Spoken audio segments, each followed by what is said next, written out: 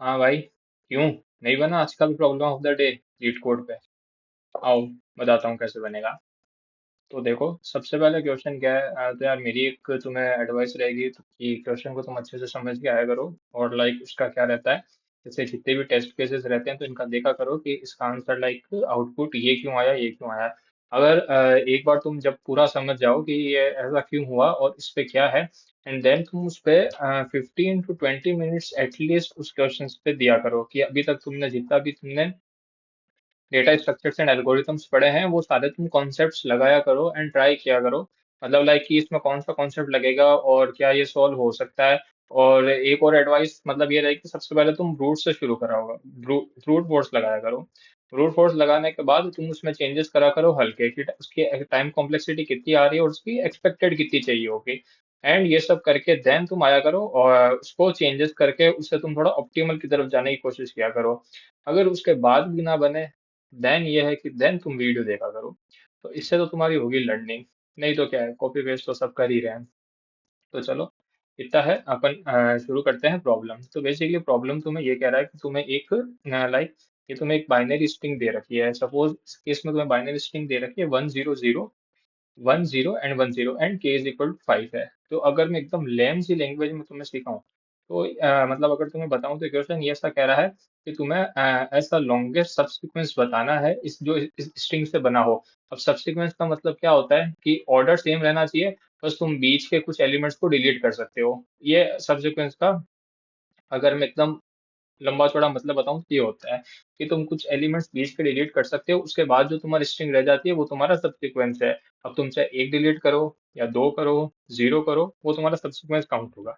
और उस सब सीक्वेंस की जो वैल्यू है वो कितनी आनी चाहिए, उसकी जो वैल्यू है वो लेस देन इक्वल टू के आनी चाहिए। तो ये मुझे कह रहा है कि तुम इस सब सीक्वेंस ऐसा सब सीक्वेंस बनाओ कि जिसकी लेंथ जो हो, मतलब जिसकी सॉरी जो वैल्यू हो, लेंथ नहीं सॉरी वैल्यू, वैल्यू तुम्हारी 5 से कम होनी चाहिए। अब सब्सिक्वेंस तो बहुत सारे बन सकते हैं, तो मुझे वो सब्सिक्वेंस देना है जिसकी जो लेंथ होगी वो होगी लॉन्गेस्ट। तो अगर इसमें तुम देखोगे तो के इज इक्वल टू 5 से वैल्यू चाहे कम होगी चलेगा, और मुझे लॉन्गेस्ट सब्सिक्वेंस चाहिए। तो वो लॉन्गेस्ट सब्सिक्वेंस क्या हो सकता है कि देखो, एक तो क्या हो सकता है, तुम सिर्फ जीरो, जीरो, एक ही थर्ड, ये जीरो और ये जीरो, चार जीरो ले लिए। इसकी वैल्यू कितनी हो गई? Zero. Less than equal to 5 है, हाँ है। तो इसकी लेंथ कितनी हो गई? चार जीरो, तो इसकी लेंथ हो गई चार। तो एक ये आंसर हो सकता है, हाँ हो सकता है। क्या इससे मुझे कुछ थोड़ा ग्रेटर आंसर मिल सकता है? चलो मैं ट्राई करता हूँ। अब इसमें और क्या हो सकता है, अगर मैं ये लूँ, क्या, जीरो सॉरी सबसे पहले वन को छोड़ दो। जीरो ले लिया, जीरो ले लिया, इस वन को भी छोड़ दो, इसके नेक्स्ट वाला जीरो ले लिया, इस वन को तुम ले लो और जीरो कर दो। तब इसकी वैल्यू अगर तुम ध्यान से देखोगे तो इसकी वैल्यू कितनी है? इसकी वैल्यू टू है। तो इसकी वैल्यू टू है, वो लेस देन इक्वल टू 5 है, बिल्कुल है। और इसकी लेंथ जो होगी वो भी कितनी हो गई? 5 हो गई। तो इसकी लेंथ भी तुम्हारे पास 5 हो गई, जो कि पिछली बार मेरे पास 4 आया था, उससे मैक्सिमम है। एंड सेकंड चीज, जो सेकंड थिंग जो करनी है, इसकी वैल्यू है वो लेस देन इक्वल टू 5 भी है। और कोई सब्सिक्वेंस पॉसिबल है? और कोई पॉसिबल नहीं है, तुम भी ट्राई कर सकते हो। सो बेसिकली इसका आंसर कितना हो जाएगा? 5, और जो कि यहाँ पे आउटपुट में दे रखा है। चलो, अब उसके बाद, अब वापस वही है, सबसे पहले अपन क्या सोचेंगे? Brute force.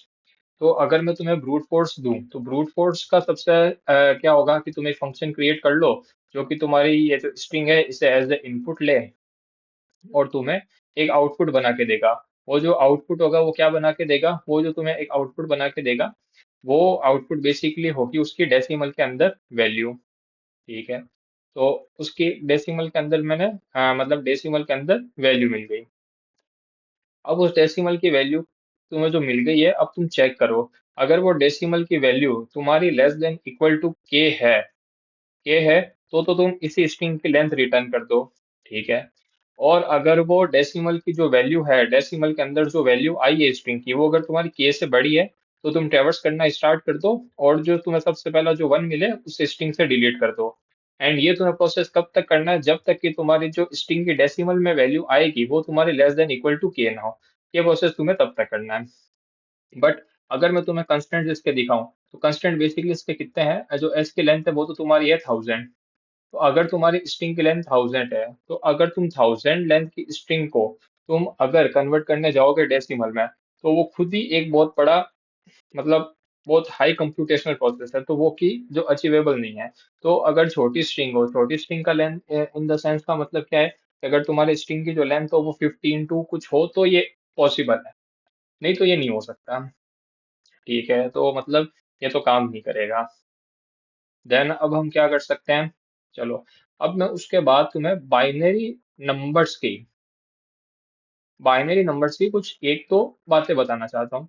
तो देखो, बाइनरी नंबर्स के बारे में एक तो तुम समझ लो कि बाइनरी नंबर्स में जो राइट साइड होती है उसमें वो तुम्हारे होती है लीस्ट सिग्निफिकेंट बिट, और जो तुम्हारे लेफ्ट साइड होती है वो उनको बोलते हैं अपन मोस्ट सिग्निफिकेंट बिट। ठीक है, एक चीज तो तुम्हारी ये क्लियर हो गई। और दूसरी चीज में क्या कह सकता हूँ, अगर कभी भी अपन किसी बाइनरी नंबर को डेसिमल में बनाने जाते हैं तो वो तुम्हें आता होगा, बड़ा आसान है, चलो मैं फिर भी तुम्हें बता देता हूँ वो कैसे बनाते हैं। सबसे पहले लाइक सपोज करो तुम जो n-1 पोजीशन पर हो, ठीक है, मतलब अब देखो मेरे पास वो ग्राफिक टैबलेट है नहीं कि मैं तुम्हें समझा पाऊँ, तो तुम थोड़ा मैं जो बोल रहा हूँ उसे सोचना, तो तुम्हें काफी चीजें क्लियर होगी। तो सपोज करो ये तुम्हारी स्ट्रिंग की लेंथ है, अगर मैं s के n-1 इंडेक्स पे जाऊं, ठीक है, मैं गया तो उस पे मुझे क्या मिला है, जीरो मिला है। तो जीरो का कंट्रीब्यूशन कितना होता है, two to the power zero, मतलब उसका जो बेस होगा वो कितना होगा, two to the power zero. तो तुम जीरो को किससे मल्टीप्लाई करोगे, two to the power zero से। नेक्स्ट पे आओगे, अब नेक्स्ट क्या है, n-2 पोजीशन, वहां पे क्या है, वन। वन को किससे करोगे, टू की पावर वन से। तो मतलब तुम्हारा जो बेस है वो तुम्हारा बढ़ता जाएगा, लाइक टू की power zero, then two to the power one, then two to the power two, and so on. ये तुम्हारा बढ़ता जाएगा। तो इसका मतलब तुम समझ रहे हो कि जैसे तुम लेफ्ट में आओगे, लेफ्ट वाली जो बिट आएगी जो वन, उसका वेटेज सबसे ज्यादा होगा इस पूरे इस बाइनरी नंबर की डेसिमल वैल्यू में। ठीक है, तो अब एक और अप्रोच तुम्हें आ रही है क्या, कि मैं पीछे से लाइक कैलकुलेट करना स्टार्ट कर दूं। ठीक है, मैं पीछे से क्या करता हूँ, इसकी वैल्यू कैलकुलेट करना स्टार्ट कर देता हूँ। अगर मुझे जीरो आएगा तो जीरो तो मेरी वैल्यू पे कुछ चेंज करेगा नहीं, तो जीरो आया तो मैं उसको सीधा जो अपने काउंटर वेरिएबल लूंगा उससे मैं प्लस प्लस कर दूंगा कि ये तो जीरो है, इसको तो मुझे अपने सब्सिक्वेंस में लेना ही है। अब जो वन आएगा, वन मेरा डिपेंड करेगा क्या, कि अगर अब अगर मैंने वन लिया और इसकी वैल्यू, अब अगर मैंने वन लिया एंड इस वन को लेने से अगर मेरे जो अभी तक का जो मेरा नंबर है उसकी वैल्यू अगर एक्सीड कर गई है, तो मैं नंबर नहीं ले सकता, तो मैं नंबर नहीं ले सकता। तो फिर इस नंबर को मैं छोड़ दूंगा और आगे चला जाऊंगा। बट अगर इस नंबर वन को लेने से अगर मेरे सबसे इस नंबर अगर मैंने लिया और इसको लेने से अगर मेरा जो वैल्यू है वो लेस देन के है, तो मैं इसको इस वन को ले लूंगा और एक अपना काउंटर बढ़ा दूंगा। तो ये मेरी अप्रोच है। और जैसे जैसे अपन करेंगे अपना बेस जो होगा वो इंटू टू से इंक्रीज होता जाएगा, क्यों, क्योंकि बाइनरी नंबर में जस्ट मैंने आपको अभी बताया क्यों होगा। तो चलो इसको कोड करना स्टार्ट करते हैं और बाकी डिस्कशन कोड में करेंगे। देखो सबसे पहले मैं एक ले लेता हूँ बेस। जो बेस होगा वो तुम्हारे स्टार्टिंग में तो वन रहेगा। एक मुझे काउंटर वेरिएबल की जरूरत पड़ेगी। काउंटर वेरिएबल की जरूरत क्यों पड़ेगी, क्योंकि अपन काउंट करेंगे कि अपना जो लेंथ होगी लॉन्गेस्ट मतलब सब्सिक्वेंस की वो कितनी होगी। तो ये मुझे वेरिएबल काउंटर वेरिएबल ले लिया। देन अब इसके बाद अपन क्या करेंगे, इसके बाद अब मैंने आपको ये समझा दिया कि अपन जो है वो ट्रेवर्स करना कहाँ से स्टार्ट करेंगे, from least significant bit to most significant bit. अब ऐसा क्यों है, देखो अगर तुम जीरो से स्टार्ट करोगे तो पहली बात तो तुम्हें बेस को ले जाना पड़ेगा। बेस कहाँ पे ले जाओगे, to to the power n-1 तक, जो कि तुम्हें इंटीजर आउटपुट पहले ही दे देगा। तो एक इसलिए ये नहीं कर सकते।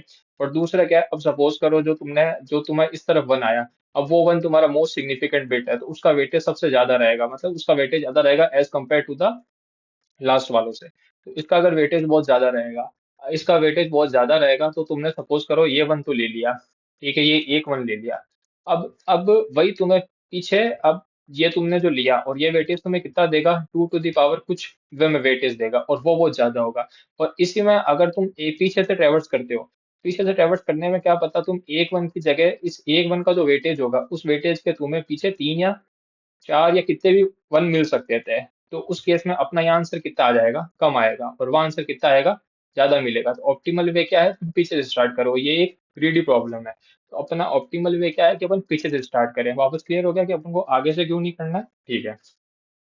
देन अपन क्या करेंगे, वही अपन ने जो बोल रखा है कि अपन करेंगे, ट्रेवर्स करेंगे पीछे से। तो आई की value S dot length -1, I will goes to greater than equal to 0 and I will significantly decrement.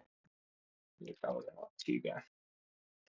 Next, first of all अगर देखो तुम्हारे पास एस ऑफ आई है वो इक्वल टू जीरो आया, तो अपने कुछ करना ही नहीं, क्योंकि ना ये कुछ वैल्यू बढ़ाएगा ना ये कुछ करेगा, काउंटर वेरिएबल सीधा प्लस प्लस।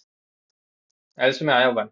अब देखो ये इंपॉर्टेंट है, सपोज करो अभी तुम्हारी वैल्यू कुछ ऑलरेडी बन चुकी है। सपोज करो अभी मेरी वैल्यू है, तो उसमें मैंने क्या बोला कि अगर मेरे पास ऑलरेडी एक वैल्यू आ रखी है, इफ वैल्यू प्लस बेस, ठीक है। अभी तुम्हारे पास ऑलरेडी कुछ वैल्यू आ रखी है, और अब जब तुम ट्रेवर्स करते हुए आए होगा, अब भी बेस की कुछ वैल्यू बन गई होगी, ठीक है भाई। अब बेस की वैल्यू बन गई है, अगर ये मेरा इक्वल टू के आ रहा है, अगर ये मेरा इक्वल टू के आ रहा है, तो मैं वैल्यू में प्लस प्लस पेश कर सकता हूँ कि इस जो वन बिट है उसको आप ले सकते हो। तो जो मैंने वन बिट आई थी उसे मैंने उसे मतलब मैंने ऐड कर दिया, और अपना जो काउंटर है वो भी प्लस प्लस कर दिया। कि देखो कहने का मतलब क्या है कि अगर इस वन बिट आई, तो ये मैंने चेक करा है क्या इस वन बिट को लेने से मैं एक्सीड करूंगा के से या नहीं करूंगा। अगर मैं नहीं करूंगा तो मैं इस वन को ले सकता हूँ, तो मैंने वन को लेते ही उसकी वैल्यू बढ़ा दी और काउंटर भी एक बढ़ा दिया, ठीक है। और जब ये तुम्हारा जो पूरा लूप खत्म हो जाएगा, तो तुम्हें पता है कि जो तुम्हारा बेस है वो कितने से मल्टीप्लाई होगा, इस टू से हो जाएगा। क्यों? क्योंकि जैसे ही मैंने तुम्हें बताया था, जो लास्ट बिट का होता है उसका वेटेज कितना होता है, two to the power zero, and two to the power one, so on two to the power N minus one. So अपन ने यहाँ वैल्यू लिया है, तो एक वैल्यू भी डिक्लेयर कर देते हैं, and value equal to zero. And last में अपन क्या कर देंगे, लास्ट में अपन ये कर देंगे रिटर्न काउंट, ठीक है। अब इसको एक काम करते हैं, आई थिंक ये है। अब बाकी अपन कुछ चीजें और देखते हैं, पहले इसको रन करके देखते हैं। वैल्यू, अच्छा अपन ने बेस लिया है, ओके, ठीक है।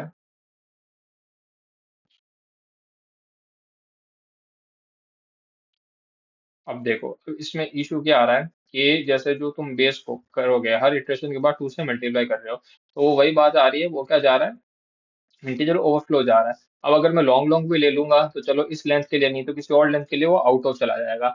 तो मैं कुछ ऐसा नहीं कर सकता क्या? अब देखो इसमें एक चीज और आ सकती है क्या, कि मैं बेस को तब तक ही इंक्रीमेंट करूं जब तक मुझे के नहीं मिल जाता। अगर एक बार जो मेरा बेस है वो के से इंक्रीमेंट कर गया, तो अब चाहे कितने भी वन आए वो मेरा आंसर तो हो नहीं सकते, नहीं हो सकते। क्यों? क्योंकि तुम्हारा बेस जो है वो ऑलरेडी के से एक्सीड कर चुका है। अगर वो एक्सीड कर चुका है तो तुम जब और कुछ वैल्यू भी आ चुकी होगी, तो जो बेस ही अगर तुम्हारा के से एक्सीड कर गया, तो ये कंडीशन तो कभी ट्रू होगी ही नहीं। तो उस वन को तो मैं वैसे भी नहीं ले सकता, मैं सिर्फ जीरो को लूंगा। तो मैं क्या बोलूंगा कि मैं बेस को तब तक ही बढ़ाऊंगा जब तक जो मेरा बेस है वो लेस देन इक्वल टू के है। अगर एक बार के से बड़ा हो गया, तो मैं अब उसको इंक्रीमेंट नहीं करूंगा, ठीक है। अब ट्राई करते हैं।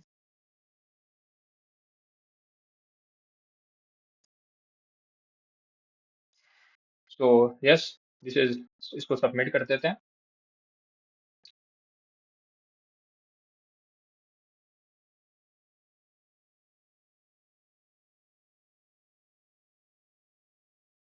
सो 100% आ गई इसकी, और ये हो गया क्वेश्चन सॉल्व।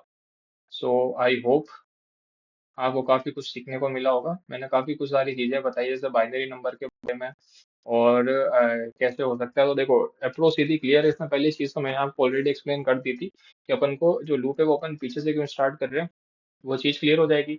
और सेकंड है कि बस जीरो है, जीरो को तो आपको लेना ही है, क्यों? जीरो कोई वैल्यू में ऐड नहीं कर रहा। बट अगर वन आ जाता है, तो फिर मुझे चेक करना पड़ेगा कि ये वन मुझे लेना या नहीं लेना। तो वो मैं कब लूंगा, कि अगर उस वन को मेरी वैल्यू में ऐड करने से अगर मेरी वैल्यू अभी भी लेस देन के है, तो मैं उसको ले सकता हूँ काउंट के अंदर, और नहीं तो मैं उसे नहीं लूंगा। फिर एक और इशू अपने पास क्या आया कि अगर अपन बेस को हर इटरेशन में बढ़ाएंगे तो वो इंटीजर ओवरफ्लो कर रहा था। तो उसका तरीका क्या है कि अगर एक बार मेरा बेस के से बड़ा हो ही गया, अब नो मैटर वाट कि मैं कुछ भी करूँ उससे कुछ फर्क नहीं पड़ना है। क्यों? क्योंकि अब जो वैल्यू प्लस बी है वो ऑलरेडी तेरा के से बड़ा ही आएगा।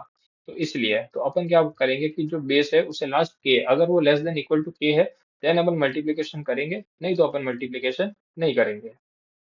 सो या, that is for